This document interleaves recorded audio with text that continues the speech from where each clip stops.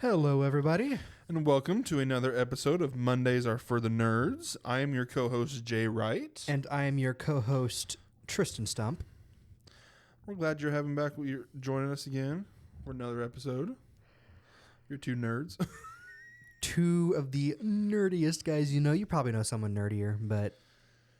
For now, two of the nerdiest guys you're listening to. Yeah, for on this current Monday or whatever day you listen to us. Exactly. Whether you are doing work, commuting to work, jogging, working out. Don't listen to us while you're driving, actually. We might say something. No, I listened to... We might have to throw another censor in there to avoid a spoiler and then almost drive me off the road again.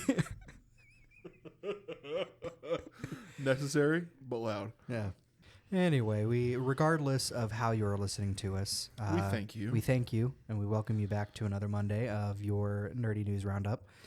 Mm-hmm. Rounding out the summer, starting to at least. Unshockingly, relatively light on news. Post San Diego Comic-Con, it's always going to be. There's probably some gaming things and some anime things and comic things that I have missed because we are doing this a day earlier than we usually do. Yes. For various reasons. Yes. We are recording this on a night earlier than we usually would. So I had one less day of research. Yes. So which we will include next. If anything comes up, we'll include it next week. We'll include next week. So if there's any comics or anime that you're like, hey, this was announced this week, it will be included next week, even if it's because I just got busy and a day early, and also a thing we'll talk about later. So yep. Big thing. Did you do anything else besides that?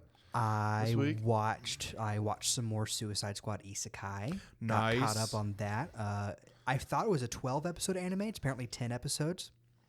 So I just watched episode 8 today after catching up on the last 2 episodes I missed Monday, ? And it's a weekly thing? It's a weekly, yeah. So 2 more weeks of it next Thursday and Thursday after, and then it's done. Yeah. I would assume it's not going to get a season 2. The story's probably going to wrap up nicely. They might leave it open for another season, but you know, the way DC works with their stuff like this, and then the way anime works, 10, 12 episodes, and it's usually done. You're lucky to get 24 episodes out of an anime.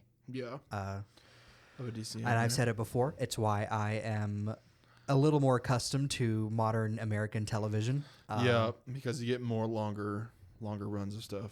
Anywho, other than that, I did not play a whole lot of games this week because I would get home. I worked doubles all week except for Wednesday, but then I had a doctor's appointment, so I would get home and watch some TV and go to sleep. So nice. Tonight, however, when we're done, I think I'm going to get back into some gaming and play me a little bit of Sea of Stars, maybe a little bit of other games. So. Mm-hmm. But yeah, it's kind of been a week for me. I would say it's been so busy and stuff. I haven't really had a chance to catch my breath, and that's affected my mood a little bit. But now I'm here getting to talk about nerdy news get a little bit of a 2-hour break. However long we record with Jay. So yeah. So yeah, high five. Yeah. I didn't do much this week. It was kind of busy. I played some Fortnite. I was able to actually my first game I was using my headset with people was I played some Fall Guys, not the Ryan Gosling movie, underrated. Fall Guys with Trent and then Hayden for one round, and then I played some Fortnite with Liz and Dawson with Haley in the background. I was able to actually do my first ever round of playing with people with a gaming headset. Yeah, which I was I don't know why I didn't like it before, but it just depends on the kind of game. And now I'm yeah, I'll do it. Yeah, people are trying to talk me into playing Fortnite. Yeah. Particularly you, Liz, and a handful of others where I'm so I might buckle eventually and give it a try. But I've already got Multiverses as my free to play. Oh, I need to hop on play for a little bit. Although I haven't Multiverses Season 2 started, and I played it for a couple days and I got really busy, and I haven't really felt like this season hasn't had as much stuff in the battle pass that I'm I need that as much as the other season did. Yeah.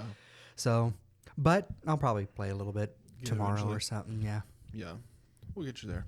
I completed, or I think I'm done with most of the Titanic. I have maybe 3 or 4 bags left, which means I'm on to season 7 of Cheers. Yes. I'm burning through that show. Yeah, man. Yeah, you've only got because I even watch it whenever I'm left. eating and not even. It's turned into like a Lego show. Mm-hmm.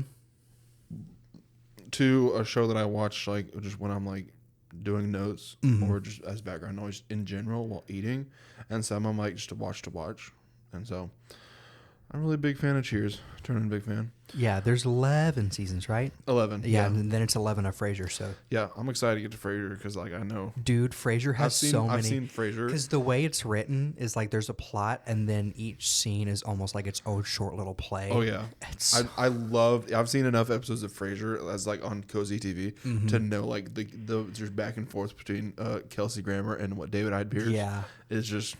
Oh, and some of my favorite the interjections of the dad. Some of my favorite jokes are the ones. It's kind of like a Sunny in Philadelphia does it too, where it's like, I am not gonna screw this up, and then it fades to black to the next scene, and then the title of the next scene pops up, and it's like he screws it up, things like that. Exactly. Just so good. I'm so excited to get to Frasier. I'm gonna miss Cheers, but I'm so excited to get to Frasier. There's a little bit of Cheers crossover, like characters. Oh yeah, I've heard some characters. Yeah, not as much, but yeah. So it still stands as its own thing. Yeah. There is one character that I really like because he's written where he's like you don't like him, but in a funny way. Yeah. And he kind of slowly becomes less of a prevalent character as the show goes on, and you kind of miss him the more he starts to. Yeah. I think I know what you're talking about, but I could be wrong. Especially because he starts out as not major, and then they write him into scenes more, and then he just kind of dies off. So he literally has like a mountain. Yeah. Yeah. I'm excited for it. And that's all really I did this week, apart from, work. You went and saw Trap tonight. I did. Me and my mom went to see Trap. It was both of our first M. Night Shyamalan movies. Your mom hasn't watched an M. Night Shyamalan? No. I guess that shouldn't shock me, but for some reason that shocks me. I wasn't surprised, but I'm like, maybe she's seen one like old one, but no, she hasn't seen any. Because I would be like, like Sixth Sense or one of those ones where it's like everybody's watched it kind of things. Yeah. No, she's never seen an M. Night Shyamalan movie. We enjoyed it. My mom's like,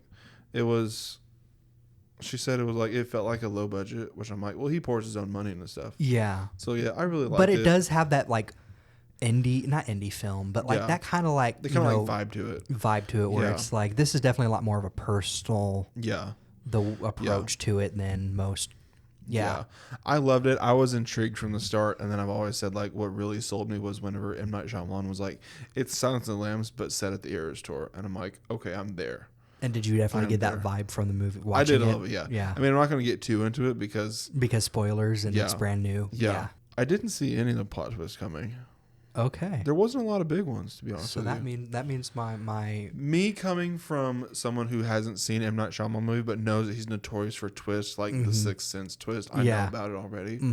I expected some like big grand thing because that's what I've drummed up in my head about what he does, and it was like wasn't really that big of a plot twist. They're not usually huge plot twists. Huge. I would say the Sixth Sense is the one where like the biggest one where it's the biggest, or like whenever Split was revealed to be like in the Unbreakable universe. Yeah. But like this could be like someone who's like has seen plenty of it, all M. Night Shyamalan movies, be like, oh yeah, that's a twist, and it might just be me being blind. But here's the thing though, like I think I've said before, my mom and I will watch M. Night Shyamalan movies, and we'll usually have the twist picked like 15 minutes, and we'll be like, oh yeah, that's the twist. Yeah. So yeah.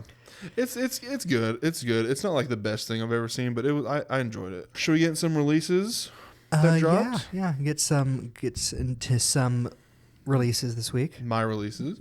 So in the movie side, on the VOD/digital side, on Tuesday, July 28th, A Quiet Place Day 1 went on VOD, and I noticed a lot of stuff coming up where it's like 3-4 weeks in, it's going to be on VOD, which I'm like, oh, come on. I'm honestly surprised. That's normal. And I think it's at this point we know Disney's the only one that doesn't quickly do that. Exactly. And maybe sometimes Warner Brothers. Warner Brothers takes like maybe 3 months. I don't think the Marvels was on Disney Plus till like what, February? Yeah, I think like so. Marvel definitely waits a while. Like it'll be a while before we see Deadpool and Wolverine on streaming, and they usually wait until the DVDs are ready. Yeah, but like even then, Kingdom of the Planet of the Apes, as well mentioned, dropped on Hulu yesterday, and it came out mid-May, May 10th, I think. Yeah, so weekend of May, and so I'm like, that's still some, but like. I always go back to Lisa Frankenstein was dropped a VOD literally 2 weeks after it came out. Yeah. I was like, And that's because I hate I went to see it, and then especially Viacom. Viacom is so terrible at being at almost like Ninja Turtles. What was that like? Not even 2 weeks. Paramount's bad about it. That's what I mean. Like I think Viacom was Paramount or Paramount was Viacom. It's something like that, but something like that. Anyway, it was on Paramount Plus. But yeah, the Paramount umbrella of things. They're terrible at that. I mean, yeah. It's just we've talked about this before. And then on the theatrical side, on Friday, August 2nd, of course, Trap came out. It says a man and his teenage daughter realize they're at the center of a dark, sinister event while watching a concert. The new M. Night Shyamalan movie. We also got the release of Harold and the Purple Crayon live action. Inside of his book, adventures Harold can make anything come to life simply by drawing it. After he grows up and draws himself off the book's pages and into the physical world, Harold finds he has a lot to learn about real life and that his trusty purple crayon may set off more hilarious hijinks than he thought possible. When the power of unlimited imagination falls into the wrong hands, it will take all of Harold and his friends' creativity to save both the real world and his own. It's not getting good reviews. Which I kind of from expected. The trailer, was it you that I texted when the trailer came out? I was like, why is this not animated? Oh, yeah. And also, why is this about an adult? I love Zachary Levi, but I'm like... This should have been a movie starring a kid playing Harold. Like a little child. And we're going to see it Monday, me and my mom, because she's a librarian and she's grew up reading Harold and Purple Crayon. Yeah, it's a classic book that's taken this long to get a movie for a reason, because it's giving me the live action Clifford vibes.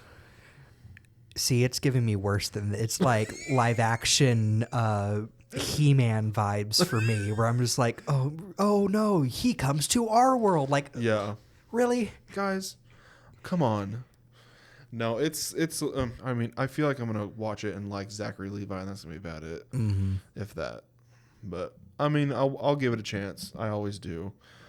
Kneecap came out this Friday when fate brings the Belfast teacher into the orbit of self-confessed low-life scum. The needle drops on a hip-hop act like no other. Rapping in their native Irish, they lead a movement to save their mother tongue. And we got the expansion of Sing Sing, which I previously mentioned a couple weeks ago. It looks really good. It's getting really good reviews. On the streaming side, Wednesday, July 31st, Netflix dropped Mountain Queen, The Summits of Laka Sherpa, about the first Nepali woman to summit and descend Mount Everest. On Thursday, August 1st, we got Saving Bikini Bottom, a Sandy Cheeks movie, also dropping on Netflix. I forgot it came out. It's on my list to watch if I ever get some time. I'm gonna crank that. I've heard the reviews have not changed since the leak. It's not. No, I don't think so. I saw someone say it's quippy without any of the actual humor. Yeah, it's like, oh no. So it's like you're gonna watch it because you're a SpongeBob fan, and that's gonna be about it. Yeah. And then we also got the release of Godzilla -1 - Color on Netflix, which is the black and white version of that fantastic movie. Then on Friday, August 2nd, we got the Hulu release of Kingdom of the Planet of the Apes and the director's cuts of both Rebel Moons on Netflix. On TV, we didn't get a lot. Monday, July 29th, we got the season 12 premiere of Futurama on Hulu, which premiere or full season, I think. I think it's a premiere. Premiere, that's what I thought. I'm pretty sure it's a premiere. The other season was a premiere, so premiere. That's why I wrote premiere. Okay. Yeah. We got the season 21 premiere on VH1 of Nick Cannon Presents Wild and Out. On Wednesday, July 31st, we got the season 4 premiere of Let's Make a Deal Primetime on CBS.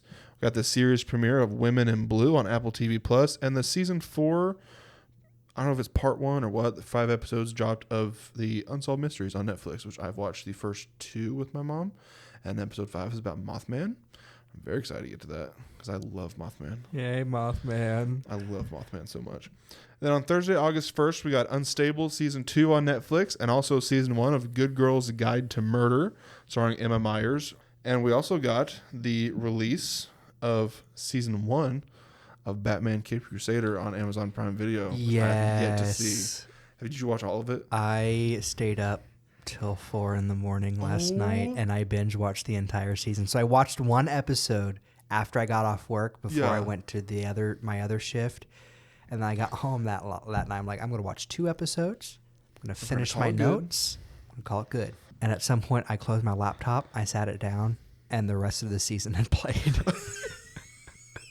No notes had gotten done. 2 notes had I written down two things, 2 bullet points, and then I woke up this morning way too late and did several more notes, and then you get to work, So if that shows you how good it was, where I was like, I gotta just keep watching. It's so good. I'm so excited. There are things that I have issues with. Don't spoil it for me. Don't spoil anything. You will see what I mean when I say this is a Batman show, but they are definitely not treating it as a Batman show.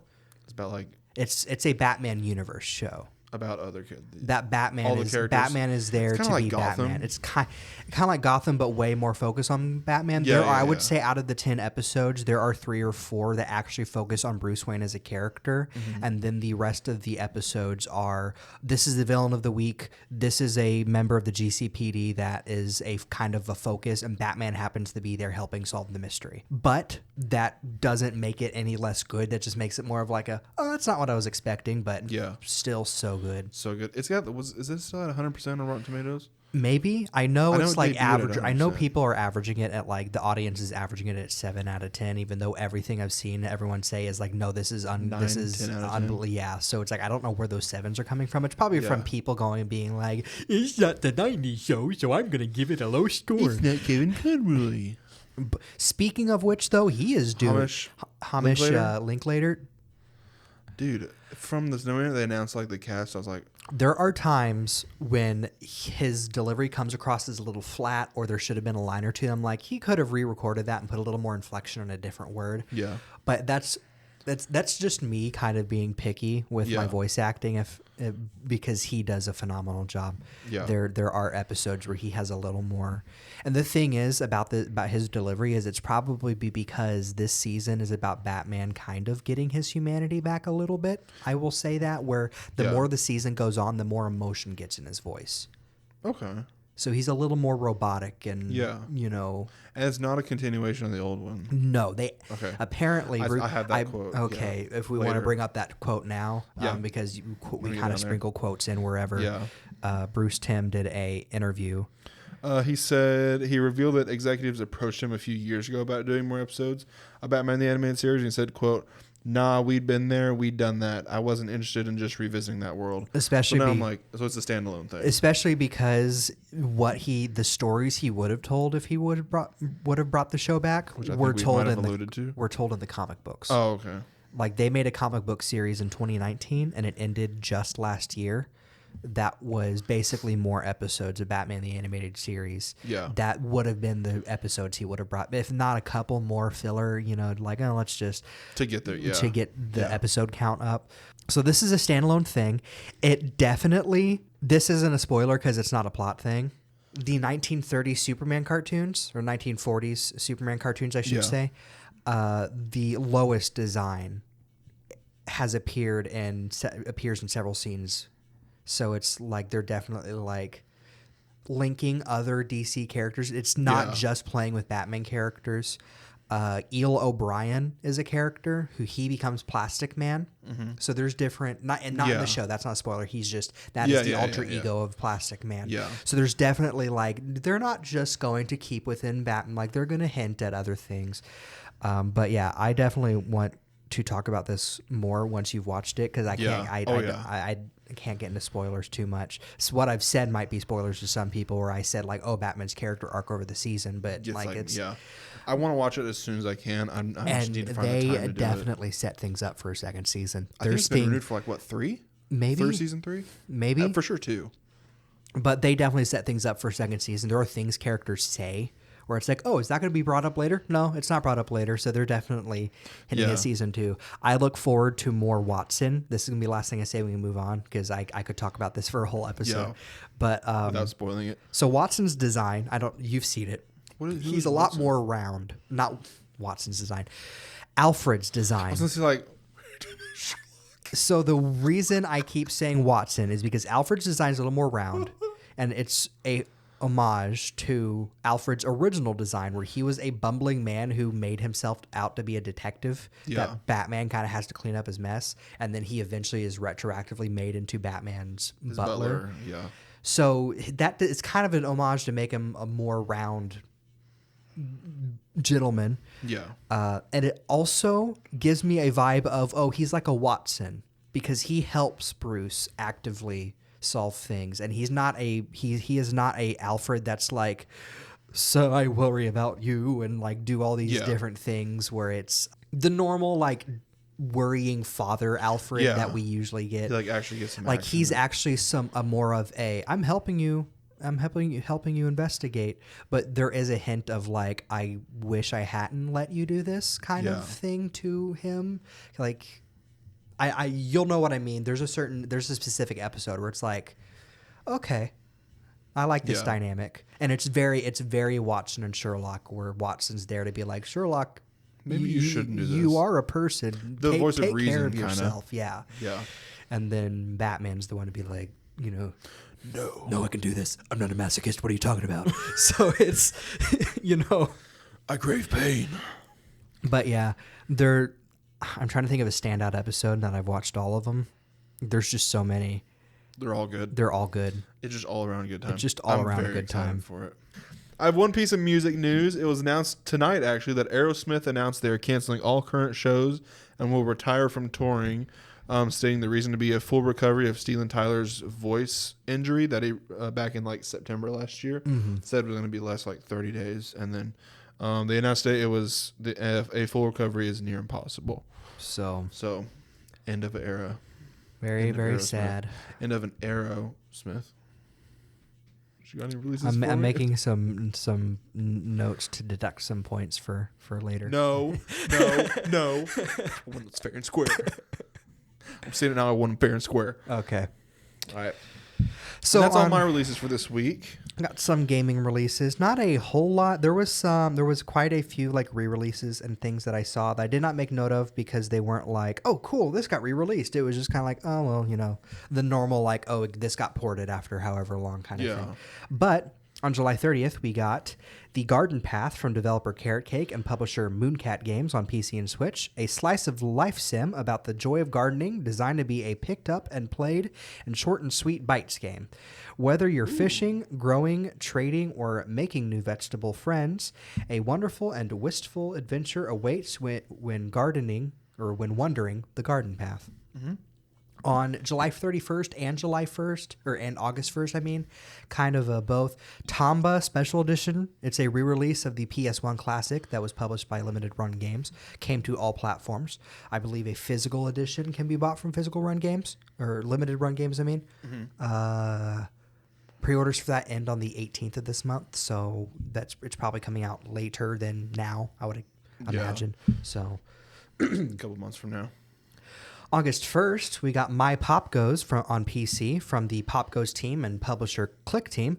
Pop Goes is an official Five Nights at Freddy's spin-off series produced by Scott Cawthon and developed by fans as part of the Fazbear Fanverse initiative. Pop Goes is it's an interesting one where like, Five Nights at Freddy's where the goal is to like, make sure they don't come and get you and survive the night. Yeah. Whereas Pop Goes, the goal of the original, not this one, but the goal of the original Pop Goes is that you are in the middle. Like you don't have an office that you're having to close doors and keep yourself safe in. You are in the middle of the pizzeria.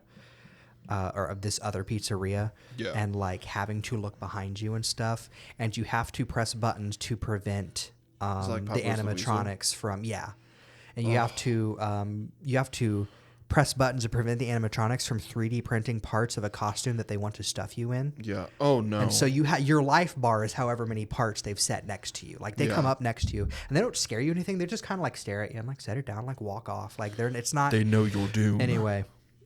And that you have an anxiety meter in that one, instead, like where if your anxiety gets too high, then that ends the game prematurely. I think. Oh, I didn't end the game prematurely, just in real life. Anyway, my anxiety. You would just Control Alt Delete, and that's how Jay plays horror games.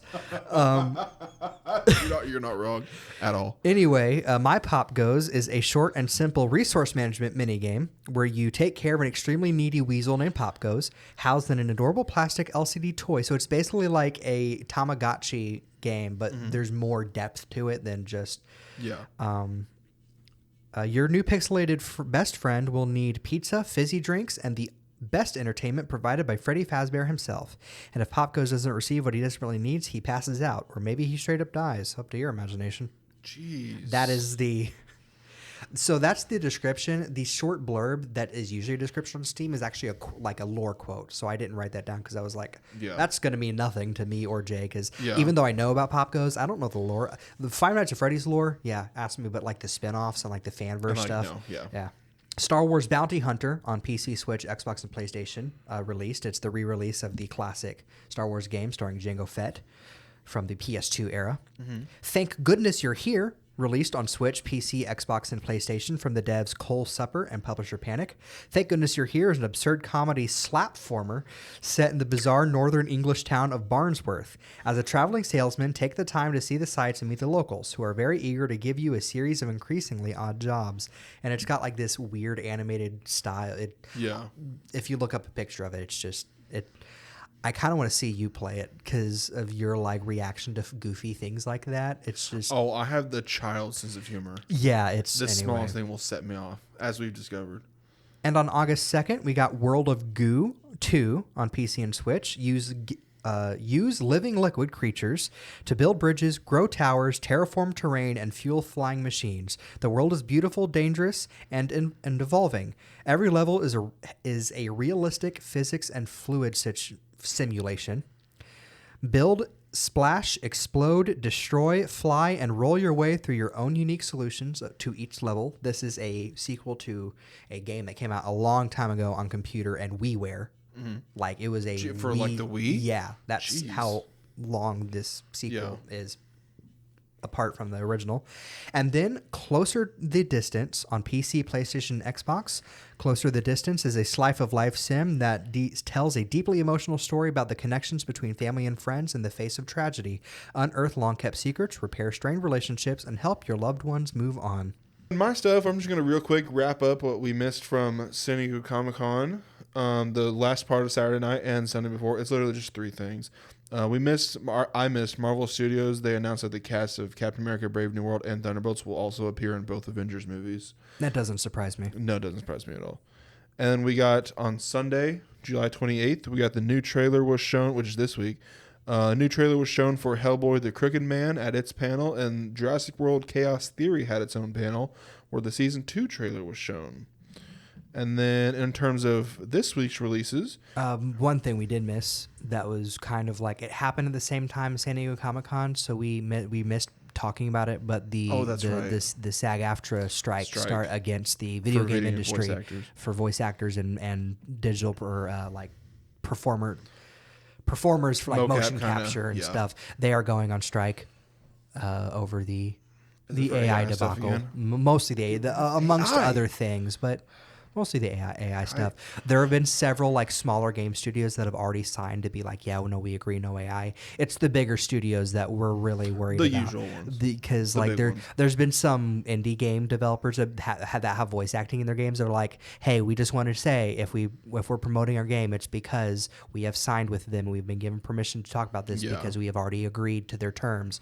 So didn't they say GTA 6 was... GTA 6 is going to be delayed most likely. I saw that. Because of all this, amongst several other games. So it's like the Blade movie. We'll get it, maybe. Fun. Yeah. Sad. When do they go on strike? I think it was effective on July. Oh, so it's happening now. It's happening now. Like it was effective as of July. Like whenever they announced it, it was like the next day.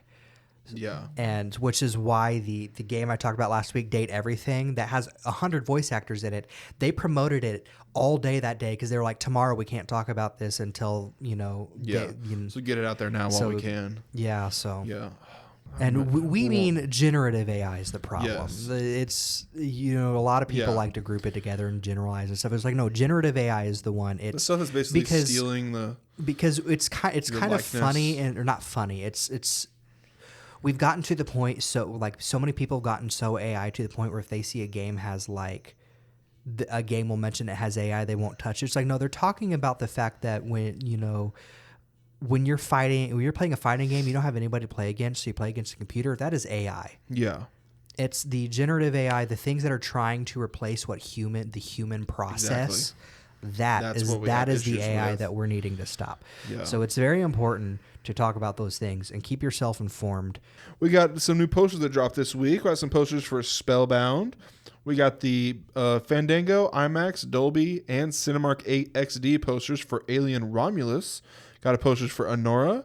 And a new SpongeBob-themed play on Squid Game called Squidward Games. The funny thing about the Sandy Cheeks movie is it's doing all these posters in the same vein that the Garfield movie did, where it's just a bunch of parody posters with it's. I saw like Discussing Phil tweet this, and it's like new poster for Squid Game inspired by SpongeBob, and I'm like, I almost wrote that down for like Squid. I'm like, wait, no, it's Squidward Games. Corner, yeah, it's Saving or Bikini Bottom, a Sandy Cheeks movie.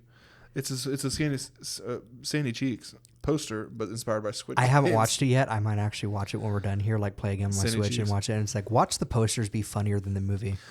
That's like whenever I saw Stuber and then like the trailer cracked me up in the movie. I was like, in terms of trailers, we got after they were released or after they were shown at Comic-Con, they were officially released. The trailers for Hellboy: The Crooked Man releasing this fall in theaters, and the season 2 trailer for Jurassic World: Chaos Theory releasing October 17th on Netflix.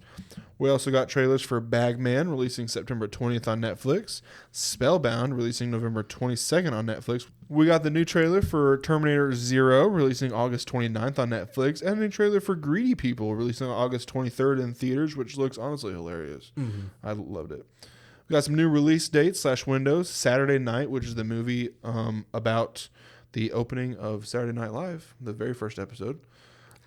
Yeah, I didn't know about that. That's cool. Yeah, it's going to release on October 11th in theaters. It's directed by Jason Reitman.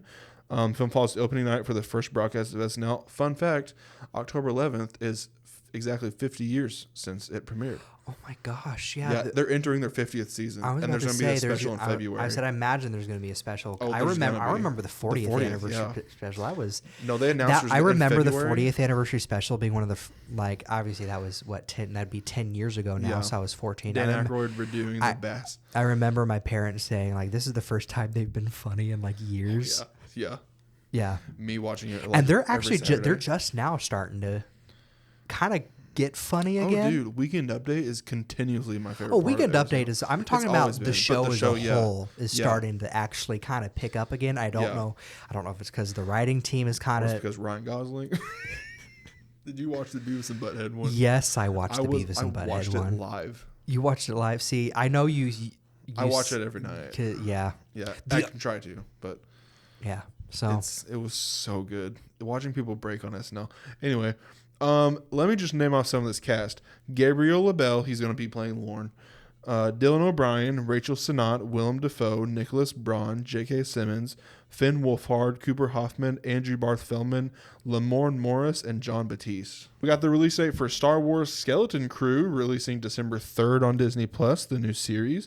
And it was announced that Squid Game Season 2 will release on December 26th on Netflix, and Season 3 was announced, which would be the final season, releases in 2025. In castings, it was announced that Maya Rudolph will return as Kamala Harris in Saturday Night Live Season 50. It was announced that Nick Frost will voice the droid SM-33 in Star Wars Skeleton Crew. Christopher Lloyd will return in Nobody 2. Yes. The best part of Nobody. So. Oh, yeah, the shotgun. Caught me so off guard, and I loved it. Honestly, I thought the ending was hinting at a spinoff that was just about the friend and the dad. Yeah. I need to watch that movie again. It's so good. The next Yellowstone spinoff, Kurt Russell, Michelle Pfeiffer, and Patrick J. Adams from Suits are in talks to star. Until Dawn movie, live action movie, Peter Stormare will reprise his role as Dr. Hill. So, and that's all my posters, release dates, and castings. Happy 35th anniversary to the Game Boy. Nice. I actually came out in 1989. So wow, that's pretty. I can't remember the specific date because I just got written down 35th anniversary of Game Boy. I didn't write down the date, so that's on me. But it was this week, so pretty cool. I had a Game Boy Advance, but I borrowed a Game Boy Color from a friend a lot and played a lot of Game Boy games that way. Yeah. Fantastic Fest, Alamo Drafthouse's film festival. That is usually held in September. Yeah. And do you know anything about that? I've heard of it. It's like it focuses on like niche genres like horror, sci-fi, stuff like that. They announced a collaboration with Day of the Devs, which is an indie game showcase that does every year. So alongside Fantastic Fest will be Fantastic Games, a showcase of indie, horror, fantasy, and sci-fi games. The showcase will be September 20th through 22nd. On August 1st, Nintendo announced that Pokemon Mystery Dungeon Red Rescue Team will be coming to the GBA Nintendo Switch Online expansion app on August 9th. Which is very they usually don't announce those ahead of. They're usually like, oh, hey, they're out now. But Pokemon is kind of a big thing for them to be on that service, and especially Mystery Dungeon, which is like it's a spin-off series, but it's a one that has a big following. So it's pretty cool. So gotta wait until the 9th though to be able to play it. Xbox officially shut down the Xbox 360 marketplace on July 29th, 2024. This leaves a few games as lost media now. I was reading a thing. I can't remember how many, but it's like there's just a few smaller titles and that just kind of stinks. But at the same time, the Xbox 360 is how old now? It's so old. So game preservation is important. And so it sucks to see it go, but at the same time, I'm not surprised because of how old it is. I mean, PlayStation almost shut down the PlayStation 3 store a while back, and they got big. Like it's still up because they got so much flack for it. Yeah. But people aren't doing that to Xbox 360 as much. They're just like, oh crap, that's shutting down, and like not making a big fuss. So I'm like, I don't know if we just the Xbox One, the Xbox Series X, and all that, and a lot of the Xbox 360 games that most people are like, hey, I want to play this, have been ported in some way. So. Anyway, August 2nd, Game Informer announced its closure after 33 years, and you go on the website and there's nothing there anymore. It's just a goodbye. Yeah, I brought it up to you and I'm like, it's closing, and you're like, no, it closed. Yeah. So, and I don't know if it was a matter of everybody working at Game Informer waking up this morning being like, oh, I don't have a job anymore, or if this was something that was planned ahead of time, but they didn't want to make a announcement. They just wanted to go, hey, as of today, we're shut down. But the website's not there. There's no way to read old articles anymore, even except for using the Wayback Machine or like Internet Archive or whatever. So that's sad after 33 years. So yeah. On July 31st, Scott Cawthon posted an 8-day schedule celebrating the 10th anniversary of Five Nights at Freddy's. I think this is leading into the celebration that they're doing. That's the 8th through the 10th or something like that I announced, that I talked about a while back. On August 1st was the release of My Pop Goes. August 2nd, the release of the Joy of Creation remake demo. The August 3rd, we are getting the VIP interactive novel for free. On August 4th, Scott Cawthon will have an interview from Daco, who is a Five Nights at Freddy's, or he does horror, but Five Nights at Freddy's like the big thing for him. Doing interview with that. On August 5th is a collab announcement with something we don't know. It could be Fall Guys, it could be Fortnite. I've seen a lot of rumblings for what it could be. Five Nights at Freddy's. But Five Nights at Freddy's is collaborating with something to celebrate the 10th anniversary, and we will find that out on the 5th. That was bumped up from the 6th. The 6th was the announcement, but they're announcing it a day early now. Monday? Yes. Yeah. On August 6th, Steel Wool will make an announcement. They are the developers of the modern Five Nights at Freddy's games. August 7th, we will get a demo and announcement of 5 Laps at Freddy's, which is a Five Nights at Freddy's racing game, I would assume. It's called 5 Laps at Freddy's. Why did my mind go to swimming? I have no idea. I don't know. And August 8th will be the full release of Into the Pit, the newest Five Nights at Freddy's game, which is a pixel-like not side-scrolling. It's like you're in a room and you have like left to right and up and down to move, but it's like at a angle where it... Anyway, that looks pretty. I'm actually kind of excited for that one because they haven't done a pixel art game before. This is the first time them doing something like that. I'm like, it makes so much sense. It's set in the 80s, and there's pixel art in the games themselves, like in hidden mini games where it's more like an 8-bit. This is more like 16-bit and stuff. So it's like, it's really cool that we're gonna get this game. I'm very excited for it. Jay won't touch it with a 10-foot pole. No. In fact, if I tried to show him the trailer to Into the Pit, he'd be like, no, thank you. I've seen Smosh Games play Poppy's Playhouse. Yeah. Dude, I wish that right? Poppy Playtime. Marvel 1943 Rise of Hydra has announced its publisher, Plaion, which is owned by Embracer, which is They're the ones that kind of lay off people with no notice. How did I not see this? It was kind of like just a tweet that was just randomly like put out. It was kind of. Did we get a release date for it? I don't think so. Not that I saw. I want to throw my laptop. We got a first look at Harry Potter Quidditch Champion on July 29th. This releases September 3rd, 2024 on all major platforms. We got a release date trailer for Sins of the Solar Empire 2 coming to Steam August 15th. In Sins of the Solar Empire 2, Battle for Galactic Dominance. You'll explore, expand, exploit, and exterminate through military force, diplomacy, trade, culture. I'm kidding. I was having a stroke. Let me read that again. You'll explore, expand, exploit, and exterminate through military force, diplomacy, trade, culture, influence, and other underhanded tactics. I just thought it was funny because it was so alliterative that... Explore, exploit. Anyway, Wilder Myth, a tactical role-playing game from 2019, announced a console release on all major platforms, October 22nd, 2024. We've got a new trailer for Dragon Ball Sparking Zero. It's a Cyan and Namek Sagas trailer. Astrobot will be receiving a themed DualSense controller for PS5. When's that game come out? September sometime. I can't remember the release date on the top of my head, but the little touchpad, his eyes are on the touchpad. Oh, I love that. On July 30th, a Minecraft and Tetris collaboration was announced through a trailer. And THQ Nordic, today, August 2nd, had a game showcase which had a reveal trailer for Eternal Life of Goldman, which looked like a hand-drawn Metroidvania. We got a gameplay trailer for Epic Mickey Rebrushed, a reveal trailer for Wreckfest 2, a trailer for Titan Quest 2, a deep dive trailer for the remake of Gothic, a teaser trailer for a new Tarsier Studios project, a full reveal. Is that the one that you showed me? Yeah, that's the one I showed you. A full reveal is coming August 20th at Gamescom, and a new Darksiders game has been teased. Quote, prepare to write again.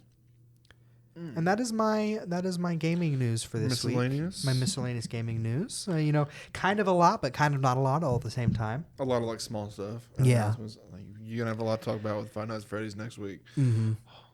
D23 is also next week. Oh my gosh, D23 is next week. They better not make some kind of big like gaming announcement like some kind of Disney Infinity follow-up or something. Not Toys to Life, of course. Yeah. Yeah. About Disney, I don't know what to Disney's always got some, like, since they've said, we kind of want to try games again. It's usually mobile games, which is kind of disappointing, but then they've done things like Marvel mobile games and Disney, like, Quest and stuff like that. Yeah, and like, oh, we're making a new Disney RPG, and then it's a gotcha game. Do you remember? It's like Star Wars Galaxy of Heroes. What was the name of that Disney one that I was obsessed with the character designs because they were so cool. And it was like a side-scrolling beat-em-up. I'm like, why wasn't this a console game? Was it like the Star Wars Galaxy of Heroes? Maybe, but it was like Woody. Woody was like built like Clint Eastwood, and then no, I remember that. It was like 2-3 years ago. And Beast had a crossbow that was made out of like a deer's spine. Yeah, and it came out. I remember that because they drop like a. And I played it Mirrorverse. Yeah. Anyway, it's like they come up with concepts like that. I'm like, that's so cool. Disney crossover games make so much sense, and then they don't come to console. And so it's like maybe D23 have some kind of surprise that isn't a free to play game or like Dream Valley is really cool. Like I played that. I had a free access to that for a little bit because it was a part of Game Pass or something. It was really cool, but it's also like coming up with some kind of big adventure game that isn't Kingdom Hearts, that is a crossover of Disney characters. It's like it makes so much sense, but they just don't. The Disney Infinity failed, and then Epic Mickey 2 didn't sell up to expectations, and so they were just like, no video games, and now they're starting to be a little more interested, kind of noticing. Yeah. Give me Disney Smash Brothers. Anyway. Oh, yes. That'd be so good. Anyway, this is an aside. So we can move on to my just rapid fire stuff. To your rapid fire stuff. Well, we got some new looks came out this week. We got a first clip of Trap before the movie came out. We got a new shot of Paul Mescal from Gladiator 2. Got an exclusive clip from the Bad Boys Ride or Die physical release. It was kind of like a behind the scenes thing. And we got an exclusive clip from Dee Dee and the first clip of Alien Romulus. And then in first looks, we got our first look images released of Star Wars Skeleton Crew. First look at Lee Jung-jae. I apologize if I butchered that name. From Squid Game Season 2. First look at Aaron Taylor Johnson's look from 28 years later. It's not like an official still. Just he posted like what he was going to look like. Mm-hmm. And the first peek at Adeline Rudolph as Katana in Mortal Kombat 2. One new announcement this week. It was announced that a Mr. Miyagi prequel series is being discussed by the Cobra Kai creators. And in terms of box office, Longlegs has become Neon's highest grossing film of all time, passing Parasite, and could potentially reach $100 million worldwide. And we've been watching Inside Out 2, the box office. It is now officially past $1.5 billion worldwide and has entered the top 10. It is in 10th place. It is, as of recording, roughly is at 1.525 billion, and number 9 is the CG Lion King, that is at 1.663 billion. I was gonna say, so it's getting up there, but also it's leaving theaters. Man, so it's on its last legs. Which probably means it's not going to make it. I mean, it might. It might get one last. Alamo holds stuff out for like 2 months. True. It has to beat Lion King. It has to. We had this conversation. Oh yeah, we had this conversation last night. Yeah, because I kept making. We were shouting each other in all caps. Because I was like, I wasn't trying to diss these movies, but I was just saying like. And I was getting fake offended of how, because like Lion King 2019 was a fine remake.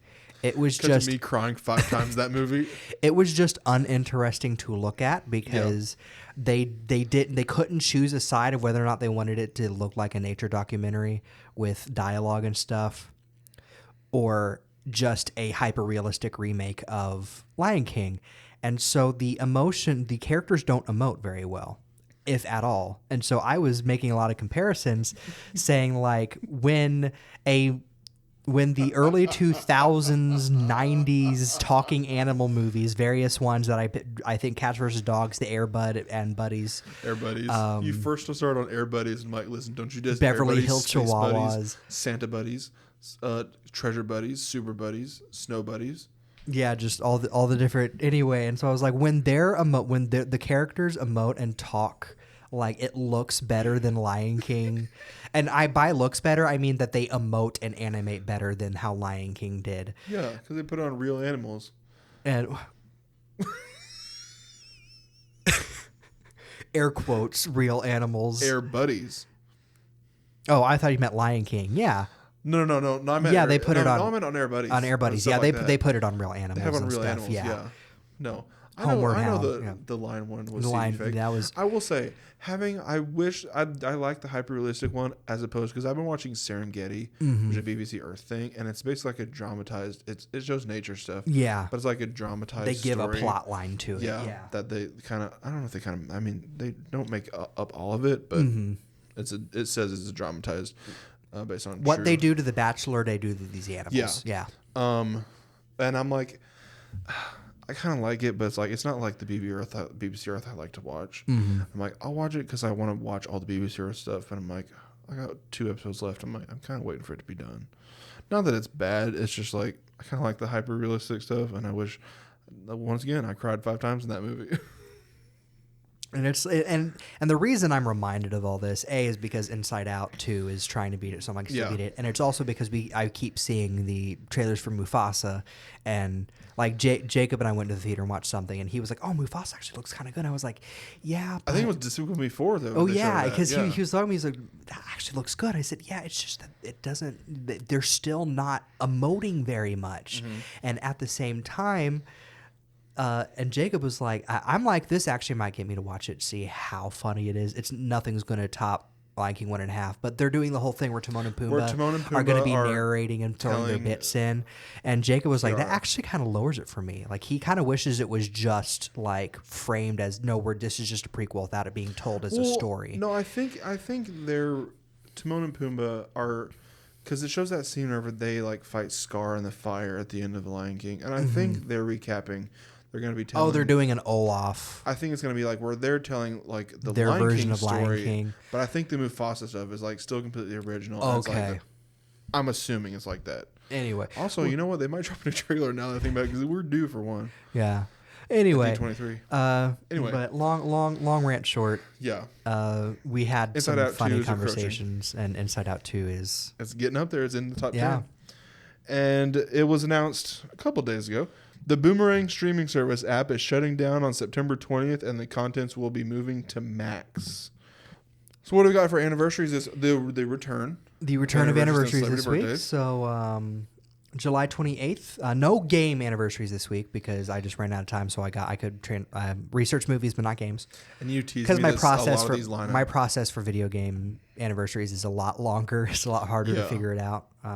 But anyway, movies. On July 28th, we had the 7th anniversary of the Emoji Movie. Get that out of here. The 31st. I told you, it's not the Minions, but you got me there. The 31st anniversary of Robin Hood Men in Tights. I still have to see that. On the 29th of July, we had the 30th anniversary of The Mask and the 17th anniversary of Stardust, which is a movie I love to death. That sounds Have you ever? It's a movie about a guy that goes to find a wishing star to fulfill his dad's dream or his dream. I say I love this movie and then I can't remember the exact. Anyway, he goes to find this wishing star. At the same time, these quarreling aristocratic brothers are also looking for the wishing star. Several people are looking for this wishing star. The boy finds it first, ends up being this beautiful woman, and so it's this love story about this boy and this wishing star. That has pirates are involved, sky pirates get involved at some point. The aristocratic brothers keep killing each other, and then their ghosts pop up, and they're like a gallery of watchers that comment on the. It's such a good movie, and the main character. And the reason I loved this movie growing up, the main character's name was Tristan. Nice. So I didn't see that name in things a lot at the time. Yeah. So it was anyway, we need to sit down and watch it. It is so good. And July 29th was also the 35th anniversary of Kiki's Delivery Service, the Studio Ghibli movie. You have seen Kiki's? It was on the stack that Trey gave me of that and Howl's Moving Castle. So you watched Spirited Away and Princess Mononoke. And the only four. Those are the only four you've watched. They're also good. But Kiki's Delivery Service is pretty good. It was all right. I like it a lot, but I get if people say it's boring. Yeah. I think I liked it better than Spirited Away. Phil Hartman. I think it's one of the last things Phil Hartman did. July 30th was the 20th anniversary of The Village, the M. Night Shyamalan movie. So that's one of the ones where I was like, hey, we keep talking about these things and the thing. And the 14th anniversary of Cats vs. Dogs, Rise of Kitty Galore. Specifically the Rise of Kitty Galore, which is the one I brought up last night where we were fake yelling at each other. No, I brought it up. You brought up... I brought up Kitty Galore, I said, how dare you diss the... Fun fact, my brother, when it came out, he called it The Revenge of Kitty Galore lore. July 31st was the 15th anniversary of Aliens in the Attic. That just Austin Butler is in that. Yeah, that just open up a repressed memory for you. I remember I have that on the DVD. It's got a green case to it. Mm-hmm. I haven't watched that in a while. Oh, man, I miss when DVDs had funny. I bought a Rango had an orange one. Over the boardwalk, under the boardwalk. I bought the DVD. Over the garden wall? No, Under the Boardwalk. Oh. It was a Paramount. It was supposed to come out in theaters. They just pushed it to Paramount Plus. It started Kiki Palmer. It was an animated movie it was a musical about hermit crabs versus sea crabs. Oh, no, I've seen it. Or land crabs versus sea crabs. Anyway, I bought the DVD to that, and it's a Nickelodeon movie. And so Nickelodeon, for people who don't know, VHS, they had orange VHS tapes, and when they went to DVDs, orange cases. They would have orange cases. It had an orange case. I was like, oh, that's so cool. Because usually it's just white or black now. Yeah. They don't do mostly funny. Black. Mostly black. I got Wallace and Gromit, and it was white. Or if it's a DVD collection, it's clear. Yeah. Or it's clear-ish. Yeah. Anyway, and July 31st was also the 32nd anniversary of Death Becomes Her. August 1st was the 10th anniversary of Guardians of the Galaxy. I saw that. And it's also my boy Chris the 27th anniversary of Air Bud. Why do you do this to me? All these... I haven't seen that. All these movies we were talking about last night or recently, and it's their anniversary. It's so funny the way some of those things... It's fate. Proof that we're in a simulation. Anyway, August 2nd is the 22nd anniversary of The Master of Disguise. And the 35th anniversary of Steve Martin's Parenthood. And August 3rd is the 23rd anniversary of Princess Diaries and the 23rd anniversary of Rush Hour 2. I got some celebrity birthdays. I told you, I teased that some of these, the descriptions I have, I always try to put a little spin on. I think there's 2 or 3 in here that I think you'll like. Okay. So I'm going to slowly scroll down as I read this. Sunday, July 28th, really the only big one was Peter Cullen, the legendary voice actor, most notably behind Optimus Prime, turned 83. Monday, July 29th, we got Josh Radnor from How I Met Your Mother, turned 50. Will Wheaton from The Big Bang Theory and Star Trek The Next Generation, and co-host and co-creator of YouTube board game show Tabletop, turned 52. Will Wheaton. Will Wheaton. I haven't seen the show, but I know about that joke. Yeah. Martina McBride and Ashley McBride both had birthdays on Monday, July 29th. Martina turned 58 and Ashley turned 41. Tuesday, July 30th. Christopher Nolan, director behind the Dark Knight trilogy, Inception, and Oppenheimer, turned 54. Arnold Schwarzenegger, father to Lulu the Mini Donkey, Schnelly the Pig, and Whiskey the Mini Pony, turned 77. He's also been in a couple other things, but his most known for that. Yeah. His daughter married someone His daughter married someone who? I don't know. Who knows? Emmett Garfield? I think his name was... He's a popular voice actor. Going for a circle. His daughter, Catherine, married Chris Pratt, for those of you who do not know. Yeah. Lisa Kudrow from Friends and Housebroken turned 61. And Tuesday, July 30th had like 8 people on it. Mm-hmm. And that's the ones I listed. And then I also have Hilary Swank turned 50, Joey King 25, Lawrence Fishburne 63, Gina Rodriguez 40, and Terry Crews turned 56, all on July 30th. Oh, wow. So I was like, I have to include all these in some way, but I only gave like the little things. On Wednesday, July 31st, Mark Cuban, Shark Tank star and owner of Dallas Mavericks, turned 66. Wesley Snipes of the Blade trilogy turned 62. BJ Novak, the Office actor and Vengeance actor, writer, and director, turned 45 on Wednesday, July 31st. On Thursday, August 1st, Jason Momoa of Aquaman and Fast X turned 45. He's also going to be in Minecraft. For the life of me, I could not think of anything else he is in. He's been in a lot more. Stargate Atlantis. Excuse me? Stargate Atlantis. Oh, Game of Thrones. Yeah. Aquaman. Aquaman the Lost Kingdom. Justice League. All those really, really funny pictures of people going to Comic-Con and the boyfriend being pushed away while he hugs the daughter. The daughter, the girlfriend. The Sleep one that came out last year with the girl from Single Parents. Oh, and he has the horns. Yeah. Yeah. He was also in he voice acted in something where it was like, oh, he was actually legitimately funny in the that. Lego movie 2, Justice League. I said that. You're rehashing things I already said. Aquaman the Lost Kingdom. Oh, I said that. No, you said Aquaman. No, I said Aquaman in the last... As you said Aquaman, I'm like, Aquaman the Lost Kingdom. Oh. Was Justice League intentional? You're not hearing anything I say.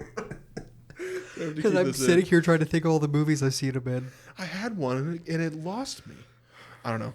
Anyway, that's really the only big one I saw on August 1st. On Friday, August 2nd... Charlie XCX, singer known for I Love It, Fancy, and Boom Clap. What? What else was he been in? I was just going to wait several celebrities to be like, oh, he was in Justice League. We're nearing the end of the list. No, we're sorry. Okay. Baywatch. He was in Baywatch Hawaii. It lasted 2 years. Oh, okay. I was like, was he really? He was in The Fall Guy. That's what I was going to say. For a small part. Anyway, on Friday, August 2nd, Charlie XCX, singer known for I Love It, Fancy, and Boom Clap, turned 32. Sam Worthington, star of Avatar, Clash of the Titans, and Terminator Salvation, turned 48. And Lily Gladstone, Oscar-nominated Killers of the Flower Moon actress, turned 38. On Saturday, August 3rd, Tom Brady, former NFL star quarterback for the Patriots and Buccaneers, turned 47. Martha Stewart, reformed convict, turned home and hospitality entrepreneur. Do I need to repeat that one? You need to keep all this in. Are you okay? Are you okay? You might not have heard that last part. Let me repeat it real quick. I'll give you a break. I'll mention another one. Evangeline Lilly, Ant-Man and the Wasp, and Lost actress turned 45. Former actress, that's right. Okay, let me repeat it because I started wheezing in that last part. Martha Stewart, reformed convict, turned home and hospitality entrepreneur, turned 83. I saw that and I'm like, I have to make a joke. And our good friend Jacob also has a birthday on Saturday, August 3rd. Happy birthday, Jacob. Happy birthday, Jacob. Are you recovered? Are you good? Oh, Jason Momoa, he was in Justice League. So my chest kind of hurts.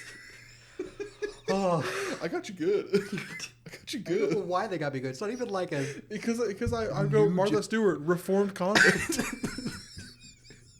Former convict. Oh, I hate you. Okay, you got anything in the anime? Oh yeah. Two things. You can take a drink I got first. I got two major things for anime. Like I said, there might be things I missed, premieres and stuff. I know there was one day I got premieres, and then I've been forgetting to look up premieres. But July 31st, the first trailer for Sakamoto Days, the anime adaptation, released. It's coming to Netflix this January. The last chapter of My Hero Academia drops August 5th. I saw that. And it has been announced that secret projects and events will be announced alongside the release of the manga's finale. And then on the comics side, I have one thing. I don't know why this wasn't a San Diego Comic-Con announcement, but Marvel announced a new Wolverine comic series starring Laura Kinney. Laura. Oh, X-23? Yeah, starring X-23. Nice. Launches December 11th. On my Marvel and DC side of things, DC, of course, Batman Caped Crusader, Season 1 dropped this week. The opening credits were released Tuesday, July 30th, along with an exclusive clip featuring Christina Ricci as Catwoman, released on Wednesday. Joker Folie à Deux, we got a new look at Joker and Harley Quinn in the courtroom. And then it was announced that Superman, James Gunn's first movie in DCU, has wrapped filming, while Fantastic Four has just started filming. And they both released roughly, a week from each other. A week from each other in July. So that means that the Superman team has a year to work on special effects. Yeah. And the Fantastic Four team has what, 2 days? And minimum wage? Oh, less than that. Of course. Less than that. They're, down in the coal mines. Yeah. They don't get paid much. I can foresee. More deadlines. I foresee unfortunately, movies like Superman 2 that are giving them, plenty of time. But I can see Fantastic Four being delayed by an inevitable strike. Against VFX. If the animator strike doesn't go well, I think the negotiations start on the 10th. Mm-hmm. If the strike doesn't go well, they're going to go on strike, and that includes VFX animators. As they should. They get paid. So while unfortunately movies that seem to be handling their development well, like Superman, are going to be delayed by this, Fantastic Four is going to be delayed. Mm-hmm. So while I'm looking forward to July and hoping that they come out, we'll see. Because things like this, where they're just now starting filming, they'll probably be done in 7 months. So they'll have from February to July for special effects, and that's not including the reshoots that Marvel is addicted to. Yeah. So that's why Captain America took so long. So yep. And on the Marvel side, it was announced with the Fantastic Four First Steps. It will not be an origin story, which we already knew. And then we got the first look at the Baxter Building design. And didn't we say it was baby steps last week? It's first steps. It's first steps. I did say baby steps. I realized that, and I'm like, oh no, it's wrong. Which I think still might mean the babies. It has to still be about them having kids. And on Deadpool Wolverine side, week 13. No, this is week 12. Yeah, week 12. Week 12 of Deadpool and Wolverine. We got a lot of stuff for it. It opened with $438.3 million worldwide. It is the biggest R-rated opening of all time, domestically and globally. A couple stats for it. 6th biggest domestic opening of all time. 4th biggest Hollywood superhero opening. Biggest July opening of all time domestically. And biggest domestic opening period since Spider-Man No Way Home in December of 2021. Boasting an 8.3 out of 10 on IMDb and certified fresh at 80%. Second highest MCU audience score ever at 97%. And that's just some stats on it. That's just blowing everything out of the water. It was revealed that Tom Holland's younger brother, Harry, was one of the Deadpool variants, and Ryan Reynolds had no idea.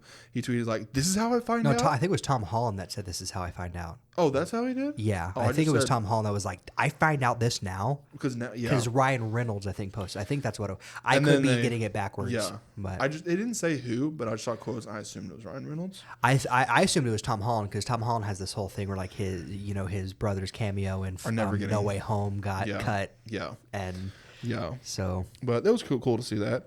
It was revealed that Deadpool Wolverine used the F-bomb 118 times, which is a new franchise record, with the second film only having 90 F-bombs. And then NSYNC, this is a fun fact, NSYNC renamed their original music video for Bye Bye Bye to include in the title the song from Deadpool and Wolverine. On YouTube Music, it's the same way too. I noticed that even Sunday, I'm like, wait a minute. Yeah. so it's been like that. They just noticed it I think they need to Photoshop Deadpool onto the album cover. Oh yeah. Because I love how they're leaning into it. Yeah. They need to. Avengers Doomsday, we got some more news. Alan Silvestri seemingly confirms he will compose the score. It will begin filming in the second quarter of 2025 in London. And it was announced, as we mentioned before, how much Robert Downey Jr. is getting paid. He is getting paid, quote, significantly more than $80 million to star as Doctor Doom in the Avengers Doomsday and Avengers Secret Wars. He said he also only agreed to return on the condition that the Russo brothers would direct the films. We got some new news on Daredevil Born Again. Charlie Cox reportedly revealed that he will be at D23 to promote the show, and he also reportedly revealed that Season 2 will begin filming soon. I did not know it was renewed for Season 2. I didn't know that either. That's cool. Good. Yeah. Because we're getting 9 episodes out of the original 18. It's probably what it is like they were like, we'll just split it into another season. And then John Bernthal revealed he trained with Thomas Jane to prepare for playing Punisher again. Agatha All Along got a new look at Catherine Hahn and Joe Locke. And Kevin Feige talked about the White Vision series, confirms it is still in the works from Terry Matalas. He said, quote, "It was from his amazing work on Star Trek Picard Season 3. I said, this is incredible. Let me find the person who made this." And then it was announced today that Marvel Studios had some schedule shifts. Did you see all these? No, I did not. Marvel Studios has removed an untitled film set for July 24th, 2026 from their release schedule. They will now release 3 films in 2026, including 2 untitled films in February and November, respectively, with Avengers Doomsday being in May.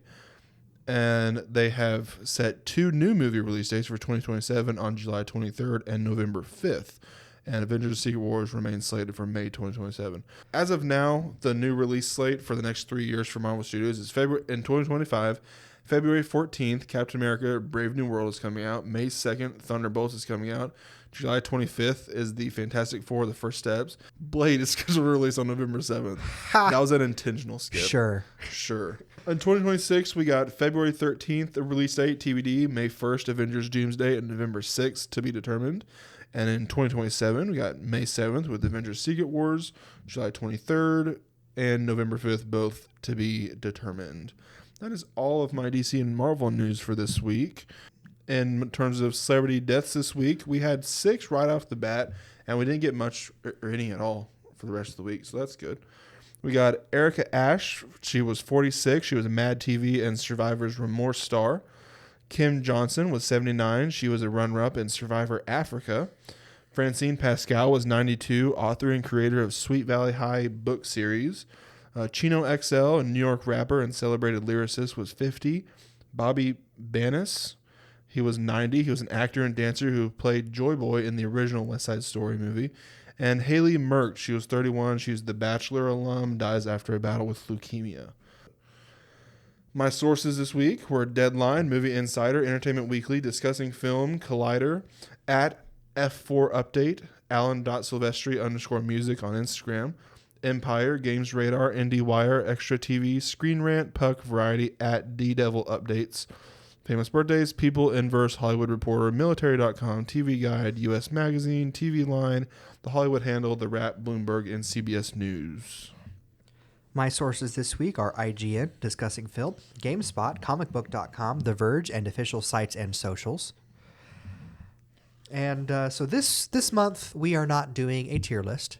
It's going to be a busy month for us for various reasons. Yeah. And so I thought it would be fun to do more like challenges than a tier list than having to worry about coming up with a tier list, especially because this week we would not have had time to come up with one and cobble one together. No. And we are going to have more planned out ahead of time than we normally would, just so we don't run into this again. But if these end up being fun, this might be something we do every once in a while. Oh, yeah. So this whole month is going to be like a little bit like games, challenges. We'll have some special guests next week. Yeah, next week we'll have and some probably special the week guests. after, too. Probably. Maybe. We'll see how things line up for sure next week. But for sure next week. So this week we are doing Jay and are going to pit each other against each other. How well do you know me quizzes? We've been friends for 10 years, almost 10 years. Yeah, going on 10 years. Going on 10 years. So some of these they go from they increase in difficulty as they go, at least for me. Yeah. For me, I tried to put them that way, but we'll see. I think I incidentally put them that way, but yeah. I'll rework some. So watch me make a fool out of myself, and this ends after 12 episodes. No more. Ending the podcast. I quit. I'll let you go first. Okay, so my first. We're gonna do a point system. So we both have 17 possible points out of our quizzes. So we will see who gets the most points, and they win the episode. And what they win is $100. Just kidding. Yeah, I will. The winner has to buy the other a hamburger. There we go. Somebody's got the first question. So my first question: name a celebrity crush of mine. I have 5 possible choices. Animated here? No, this is Live a action? celebrity crush. Currently alive? And currently alive, yes. I know her first name is Ashley. She plays Ellie in The Last of Us. Is that one of them? I'll give you that one. That is on my list. Ashley Johnson, yes. Johnson. I was gonna say Ashley. Whoever played, forget her name, lady from Star Wars. Yeah. Anyway, so yeah, that is Ashley. on there. So the bonus one to get you another 2 because each of mine are worth 2 points. This is my bonus question. Okay. To have gotten mine up to 17 with yours. Okay. Name a cartoon crush of mine from my childhood. Velma. Alrighty, there we go. Daisy. So Jay is at 4 points. Wait, did I need to name all 5 or just one of them? Just one of them. Okay, I didn't expect you to name all 5, especially my celebrity crushes. Where like I had 5 here, I'm like he can list maybe 3 of them. You could only think of one. Think of one. Emily Rudd. Oh, dang! This is literally a screen on the computer. Okay, you ready for mine? Yes. How many points do I have? You have 4 points right now. Oh, dang! I forgot about that. Okay, my question. Question 1. Name the 8 main characters from Agent Dubs. Okay, so there's Agent Dubs. That it's a show that I'm like writing. I want to pitch to some studios, but it's a spy comedy show I've been working on. You were there for the birth of it. There's Agent Dubs. There's why is his name leaving me? Agent Dubs Agent is my or baby. SD. SD. Mm-hmm. There's Nemo. Sohan. Sanhan. I'll give you that. Sanhan. I don't know why I want to call him Sohan, but Sanhan. Emerald Llama. Mm-hmm. Purple Penguin. Mm-hmm. And then Oz and Bomb. Yes. All 8. Bonus question. Right. What 2 artists would I like to write / perform the theme song? I haven't talked about this in a while. What 2 artists? Oh, so they would be working together. Like a collab. I'll give you hints. Not Taylor Swift. Okay. That makes me want to say, I know we've talked about this, but it's been a long time since we've talked about this. Are they still alive? Oh yeah, they're still active. They're still active. Okay. It's gonna be something like, I'm trying to think of people that do like Bond, like spy. They have not made a Bond. They song. have not made a Bond song. They've never collabed. Would they be people like I could see them doing a spy thriller song? One of them. So it's something like my first thing was gonna be Billie Eilish, but she did a Bond song, didn't she? She did. But she did. Okay. She's not one of the 2. I don't know. I'm gonna have to throw this one. Throw this one. Yeah. Dua Lipa and The Weeknd. Okay. Yeah, I remember this conversation. It was right about the time I went to see The Weeknd live. Okay, you're at 8 points right now. All right. So this one is actually worth 5 points. You get 1 point for every placement you get right. I'm about to tell you so nervous. I'm about to tell you my top 5 video games in a random order. Mm-hmm. You need to rank them from 5th to 1st. Grim Fandango, Paper Mario: The Thousand-Year Door, Professor Layton and the Diabolical Box, Breath of the Wild, Stardew Valley. So from 5th to 1st, how are those ranked? I'm going to say Grim Fandango is 5. All right. I think Paper Mario is 1. All right. Stardew Valley, I'm going to say 4. I think Professor Layton is 3, and Breath of the Wild's 2. You got 1 point. No. From you placed Paper Mario correctly. From 5th to 1st, it is Stardew Valley, Breath of the Wild, Grim Fandango, Professor Layton, and Paper Mario. So you are currently sitting at 5 points. I'm currently sitting at 2, though. 5 out of without bonus. Out of 7 without bonus, you're currently sitting at 5 out of 15. Number 2, and there's 2 answers to this. All One right. of them is bonus. Okay. What was my favorite TV show growing up? That would be Chuck. Mm-hmm. And what was the second one? The second one? These are 2 eras. 2 eras. Wildcrats. Yes. That's my boy. You were at 10 points out of a possible 13 without bonus. 13 without bonus. 17 with bonus. Alrighty. All right, so question 3. What St. Louis Cardinals shortstop do we have a picture holding me as a baby? I almost said Yogi Berra. I don't know positions. Ozzie Smith. Oh, does Yogi Berra even play for the Cardinals? I do not believe so. My dad's going to strangle me. Oh, no. My dad's going to strangle me. So that is my third question. Oh, no. If I could live in another country, which one would I choose? Australia. Gummit. I'm going to lose this so bad. A lot of this is also my choice of questions. Yeah. Like, I could have just done what's my favorite game of all time. I'm like, that one is too easy. I tried to stay away from ones like that. Yeah. Yeah. Who was the first musician I saw in concert? Weird Al. Alrighty. You are now at 7 out of 17. That's not good. What TV character would I say most encapsulates me? Andy Dwyer. Yes. Bonus points if you can name what specific seasons. What specific seasons? I've made this joke plenty of times before. Oh, that's like, let's see. There's the joke from season 3 with the internet or is that season 2? Oh, I would not mean that's like a specific joke, but like. Oh, like what specific seasons? Yeah. Oh, like 3 through 5. 2 through 3. 2 through 3? Yeah. Okay. Pre-Guardians of the Galaxy when he was still kind of fat, but not season 1 when he was like a D-bag. Okay. All right, I'm going to give you 1 point for that. Alrighty. What Brad Pitt film was I named after? I'm assuming it is one of a name of his characters. Yes, one of the name of his characters. I don't think he was named Tristan in Ocean's movies. It was a 90s era. Oh, I'm going to be kicking myself for this. I'm such a bad It's friend. a Western drama. It's Legends of the Fall. I had not seen that. I'm such a bad friend. So I'm not quite sure if it's, like Western. Yeah. Honestly, this is the thing. I've never watched the movie I'm named after. I don't know if you'll get this one because I might have mentioned it once. Number 5, what's at the top of my bucket list? The top of your bucket list? And I'll give you a hint. It's not just one single action. It's like one thing, but many times over in different variations. Like going for an EGOT of some kind, or? Such a good answer. No. Okay. It's visiting every single zoo and aquarium accredited with AZA. That would have been my second. Sans SeaWorld. You are currently at 7 out of 17. What is my favorite anime/manga? And if you can just, even if you can't think of the name, if you can just give me like the... Oh, so it's not One Piece? No, it's not. Okay. I'll give you another guess, though, because... Is it one I've heard of? It's one you've heard of. It's one you've heard me talk about. It's actually one you probably would have heard me talk about recently because Haley would be able to answer this. It's not My Hero Academia. Nope. I don't know. Erased. I've never heard of that. That's the one I borrowed from... Oh... Such a horrible. It's the mystery. It's the murder mystery where the guy gets transported back in time to when he's a boy to prevent his mom's death. Yeah. I'm such a horrible friend. You're not a horrible friend because honestly, these choices you said to make them. You're like, I think I'm gonna make them gradually harder. So I threw some out because I was like, I will make this harder because I told you some of the ones I was gonna cut before we started recording. Had I included those, you would be at a higher point. So I didn't know. See, my hardest one I think is gonna be the zoo one because I think you'll get this next one. Okay, that might be a dumb one. It's my last one. If I become a famous director/screenwriter, what will be my final movie? Your final movie is going to be. Do you know it? Isn't it the Stay Puft movie? No. No. I could have sworn it was. Oh, man. You're on the right track. It's something stupid, but like, yes, this is the note you want to go out on. It's gonna be intentionally bad. Oh crap! Now it's like on the tip of my tongue, but I can't remember.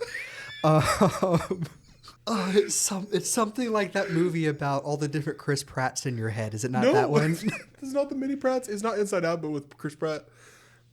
Okay, what is it? Pillsbury, starring Ryan Reynolds. What did I say? I said Stay Puft. Stay Puft. I meant Pillsbury. Yeah. There's a fan poster going around years ago with like fake movies, and like Ryan Reynolds was like, hey, he's in a fat suit, and he played the guy who created Pillsbury, like the human Pillsbury Doughboy. And for years we were like, Jay, this needs to be a movie you make. This is gonna be my last one after I've won like an Oscar. This is gonna be your Quentin Tarantino, where you're like, it's time for my final film, and I'm gonna make it bad. And Ryan Reynolds would be so down for it. Just a Raspberry film award-winning. I'm going to win a Razzie. That's going to be I won an Oscar, now I'm going to go for a Razzie. I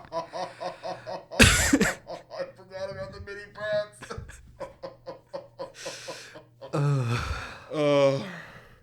You ended with 12 with bonus out of 17. 12 out of 17 versus 7 out of 17. Hey, 12 versus 7, that's only a 5-point difference, so that's not too bad. Such a horrible friend. I owe you a cheeseburger. Yeah, you owe me like 5. Yeah, just one. One's fine. I'll buy you 6. Just one, please. I'll raise you 8. Okay, fine, 15. 2. There we go. You've overstretched, and now I'm not buying you anything. We'll make it a 2 cheeseburger meal from McDonald's. Martha Stewart approved. Anyway. Oh my goodness. We hope you guys enjoyed this change in our formula a little bit. Exactly. Getting to know us a little better, your co-hosts. Yeah. So. Look forward to next week. We're going to have some special guests coming. Be sure to like, follow, and subscribe. And comment all those different things on whatever platform you're watching us on. You can follow the podcast itself at Mondays for Nerds on most social medias. You can follow me, Tristan Stump, at Sir Stumpsalot17 or Sir Stumpsalot by itself on most social medias. And me on probably just Twitter at PoThePanda001 to see my weird animal tweets. I got to come up with another one. Weird animal tweets. You need to come up with like your hot, like you those weird movie takes you have where you send me at like 3 a.m. I could just pull up my drafts right now. Search hot take. I will look through my drafts the other day. I was like, I wonder if I have any good Twitter drafts because I don't tweet. I used to try to tweet jokes when I was like 16 when I got my Twitter account, but there's nothing. Same.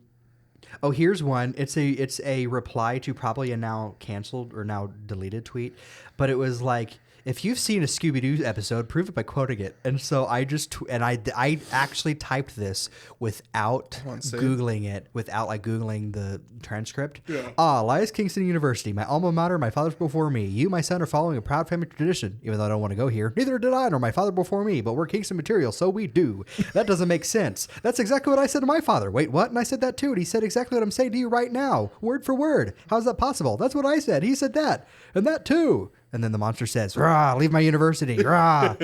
Okay, that's new. That's new. Anyway. What is my hot take? My drafts are mostly stuff like that. I have no... Oh, here's one out of context. As an Aquafina defender, I beg of you, anyone else, please not Daisy. For the movie.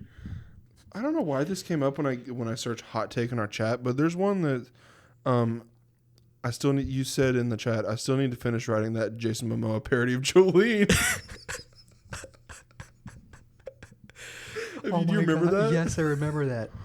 Jason. Please don't take her just because you can. No, I'm begging of you, please don't take her, man. Oh, yeah. I'm begging you, please don't take her, man. Your muscles are beyond compare. Your muscles are beyond compare with wavy locks of chestnut hair. I'm crying because I just can't compete.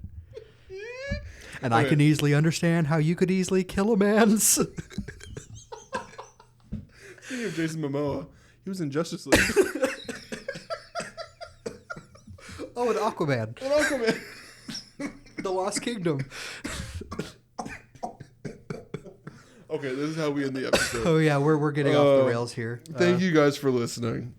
We hope to catch you guys next week, where we will have some special guests and another online challenge for you. Exactly. We'll see you next week. Goodbye. Goodbye.